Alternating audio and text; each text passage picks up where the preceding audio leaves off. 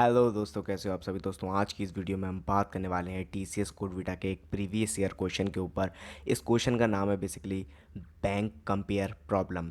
तो चलते हैं इसकी तरफ, देखते हैं इसमें हमसे क्या पूछा गया है और इसको हम सॉल्व करेंगे। वीडियो को लास्ट तक ज़रूर देखिएगा, कोई भी पॉइंट आपका मिस नहीं होना चाहिए क्योंकि ये इंपॉर्टेंट प्रॉब्लम है और टीसीएस कोडविटा आपका आने वाला है। तो आपको प्रीवियस ईयर क्वेश्चन सॉल्व कर कर पता होना चाहिए कि टीसीएस कोडविटा में कैसे कैसे किस किस लेवल के क्वेश्चन आते हैं। तो हम देखते हैं कि इसको अप्रोच कैसे करेंगे, वो बाद में हम देखेंगे। पहले हम देखेंगे इस क्वेश्चन में हमसे पूछ क्या रहा है। तो देयर आर टू बैंक्स, हमें दो बैंक दी हुई हैं, बैंक ए और बैंक बी। उनके इंटरेस्ट रेट जो हैं वो वेरी करते हैं। सब बैंकों के अलग अलग इंटरेस्ट रेट होते हैं, उसमें कोई बात नहीं है। You have received offer from both bank in terms of the annual rate of interest, tenure and variation of the rate of interest over the entire tenure.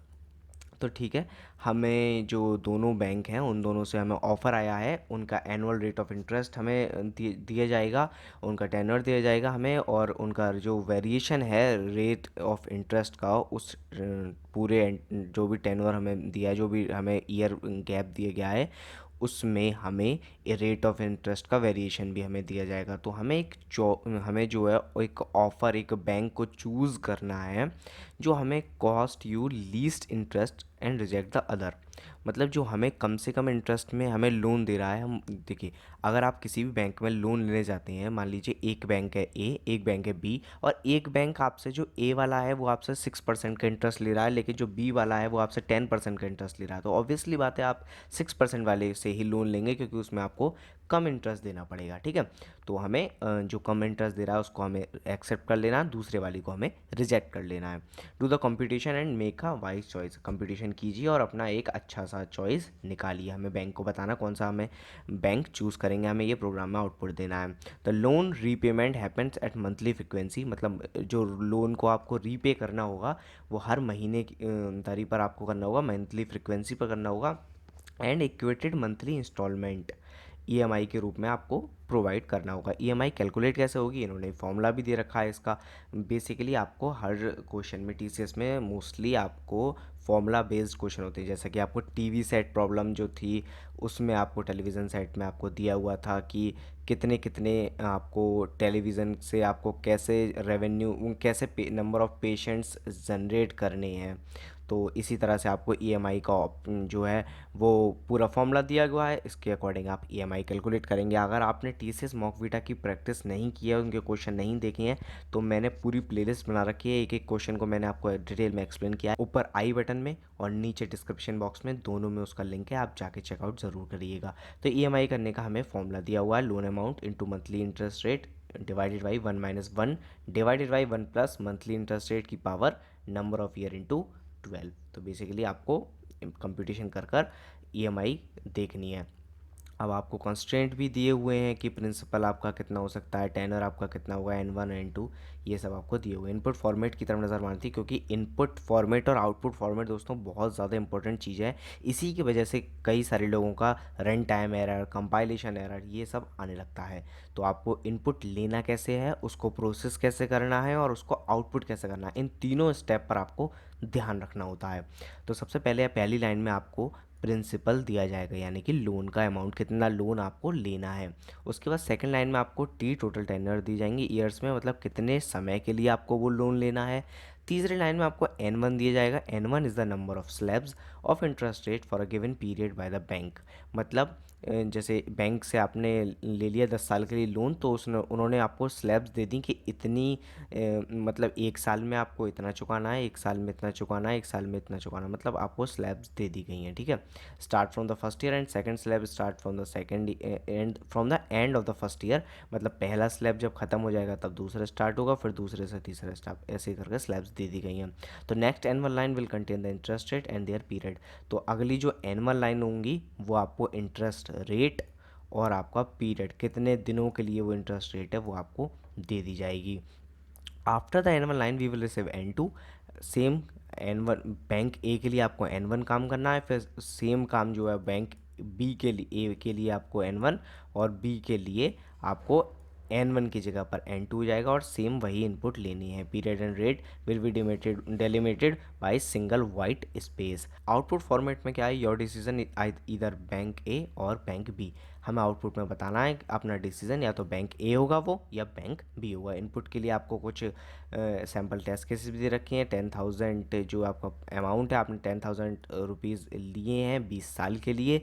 उसके बाद 3 जो स्लैब्स हैं, पहले में आपको 5 साल के लिए आपको 9.5% के इंटरेस्ट से आपने लोन लिया, फिर 10 साल के लिए आपने 9.6% से लिया, 5 साल के लिए 8.5% से लिया, टोटल आपका हो गया 20। ठीक है, उसी तरह से N2 में दे रखा है 10 और 5, इतने इतने पीरियड में आपको इतना इतना इंटरेस्ट चुकाना होगा। आउटपुट में बैंक भी आ गया। अब ये कैसे आया उस पर हम बात करने वाले हैं। इसी तरह से हमें ये भी दे दिया गया। तो इसकी अप्रोच की तरफ बढ़ते हैं, एडिटर पे चलते हैं और देखते हैं। बेसिकली ये जो प्रॉब्लम है आपका ब्रूट फोर्स अप्रोच है। इसमें आपको कुछ नहीं करना है। सबसे पहले पी इनपुट ले लेंगे, पी के बाद आप टेनवर ले लेंगे, टेनवर के बाद आप ले लेंगे अपना N1, कितने कितने स्लैब्स हैं बैंक ए के लिए, बैंक ए के लिए आप ले लेंगे N1। उसके बाद आप उनका टाइम और जो है अपना रेट ऑफ इंटरेस्ट ले लेंगे, टाइम, ठीक है, टाइम ले लेंगे और इंटरेस्ट, रेट ऑफ इंटरेस्ट ले लेंगे। ठीक है, तो ये आपने ले लिया और उसके बाद आपको कुछ नहीं करना है। उसके बाद आपको बेसिकली अपना जो फॉर्मूला दिया हुआ है, आप पे लोन अमाउंट है आपने ले लिया है, आपका मंथली इंटरेस्ट रेट आपको दिया हुआ है, उसके बाद आपको 1 तो ये कॉन्स्टेंट्स हैं और मंथली इंटरेस्ट रेट आपको दिया हुआ है, नंबर ऑफ़ ईयर्स भी आपको दिए हुए हैं जो आपके इनपुट फॉर्मेट में N1 और N2 में, यहाँ पे जैसे मान लीजिए आपका ईयर्स दे रखे हैं और यहाँ पर आपको इंटरेस्ट दे रखा है। तो आपको फॉर्मूले में पुट करना है, EMI कैलकुलेट करनी है। EMI कैलकुलेट करने के बाद उसका जो मान लीजिए आपने बैंक ए के लिए आप ऑपरेशन परफॉर्म कर रहे हैं, तो बैंक ए के जो टोटल अमाउंट मनी है, टोटल, उसको आपने ज़ीरो से इनिशलाइज कर देना है। एंड जैसे ही आपको EMI मिल जाए, आपको टोटल को अपडेट कर देना है, total equal to plus equal to EMI, total में EMI को अपडेट कर देना है। सेम काम आपको बैंक बी के साथ करना है। जब बैंक बी के साथ आप टोटल कैलकुलेट कर लेंगे तो आप पे क्या आ जाएगा, आप पे आ जाएगा बैंक ए में आपको कितना चुकाना है और बैंक बी में आपको कितना चुकाना है। ठीक है, बैंक बी में आपको कितना चुकाना है। तो मान लीजिए आपने 10,000 रुपये लिए और बैंक ए में आपको चुकाने पड़ रहे हैं लौट के 11,000 और बैंक बी में आपको चुकाने पड़ रहे हैं 13,000। तो आप कौन सा बैंक चूज़ करेंगे? ऑब्वियसली आप यही बैंक चूज़ करेंगे क्योंकि इसमें आपको इंटरेस्ट कम लग रहा है। तो ऑब्वियसली आप बैंक ए को चूज़ करेंगे। तो बस यही ब्रूट फोर्स अप्रोच को अपनानी थी और सेम जो जो आपको इंटरेस्ट टाइम दे रखा था उसको EMI कैलकुलेट करनी थी, टोटल अपडेट कर देना था। तो आपको पता चल जाएगा कि देखिए, क्योंकि आप EMI जैसे मान लीजिए आपने 2 साल के लिए EMI देनी शुरू करी 7,000 रुपये, तो 2 साल में वो कितने हो जाएंगे टोटल? आपको तो यही होगा ना कि आपने हर महीने दिए तो 12 7 84 84,000 आपको एक साल में, और ऐसा ही दूसरे साल में भी आपको 84,000। तो आपको पता चल जाएगा कि हाँ टोटल मैंने कितना पैसा दिया है। और सेम आपको यहाँ पर आपको देने पड़ रहे हैं अगर 8,000, तो आपको यहाँ से आपको टोटल मिल जाएगा। तो आपको पता चल जाएगा मुझे यहाँ पर इस बैंक में ज़्यादा पैसे देने पड़ रहे हैं लौट कर या इस बैंक में ज़्यादा देने पड़ रहे हैं। तो आप ऑब्वियसली चूज़ कर सकते हैं जो भी आपका कम पे करना होगा। अब प्रोग्राम की तरफ अगर हम बढ़ें तो सबसे पहले तो मैंने टेस्ट केसेस ले लिए हैं।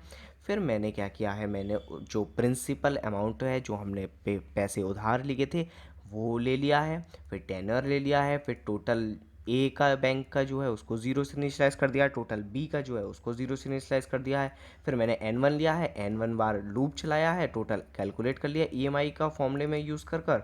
फिर मैंने सेम N2 के लिए किया है, फिर चेक किया जिसका भी कम हो, अगर ए का कम है तो ए इनपुट दे आउटपुट दे दो, अगर ए का ज़्यादा है तो बी आउटपुट दे दो। ठीक है, तो हम इसको रन कर देखते हैं। जो हमारा आउटपुट आना चाहिए वो अकॉर्डिंग टू द प्रोग्राम है, ये बैंक, पहले का बैंक बी, दूसरे का बैंक ए। और हम देखें अगर इसमें, तो इसमें भी है बैंक ए दूसरे का और पहले का है बैंक बी। तो ये थी basically approach bank compare problem के बारे में। अगर आपको ये वीडियो अच्छी लगी तो इसे लाइक कीजिए, अपने दोस्तों के साथ शेयर कीजिए, कमेंट बॉक्स में मुझे बताइए अगर आपको कोई दिक्कत हुई हो। अगर आपको कोई और प्रॉब्लम मुझसे सॉल्व करवानी है तो वो भी कमेंट बॉक्स में मुझे बताइए, मैं उसको सॉल्व करने की पूरी पूरी कोशिश करूँगा। मेरे चैनल को सब्सक्राइब कर लीजिए ताकि मैं आपके लिए ऐसी वीडियो लाता रहूँ, आपको कुछ ना कुछ सिखाता रहूँ। हमारे टेलीग्राम ग्रुप को भी ज़रूर ज्वाइन कर लीजिएगा, मेरी चैनल की और वीडियोज़ को भी चेकआउट करिए, आपको बहुत मज़ा आने वाला है। तब मिलते हैं आपसे अगली वीडियो में, तब तक के लिए गुड बाय।